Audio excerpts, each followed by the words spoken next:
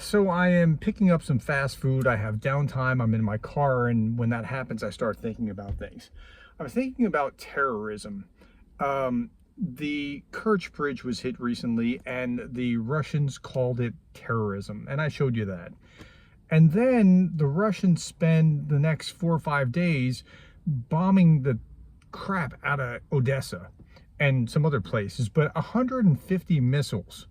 150, more than 150 missiles, bombing grain silos, apartment buildings, ports, a church, and yet they never called that terrorism, but they called the Kerch Bridge terrorism. So I'm wondering what gives.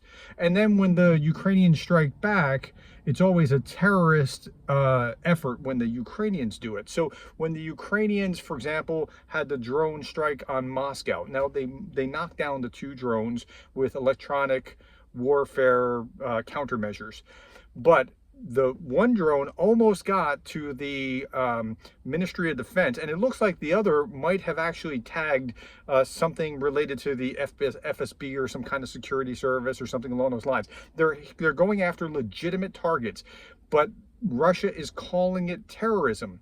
So the question that I have to ask myself is, what can Ukraine do? Counterpunching. What of anything that they do can they do that they won't call terrorism?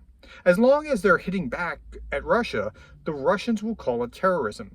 And so if that's the case, then I have to ask myself the next question, and that is, why should I listen to or believe or take seriously any claim that Russia makes calling it terrorism, when I know that that's what's going to happen? They're just going to say, well, this is terrorism. See how these Ukrainians are terroristic, or banderites or whatever.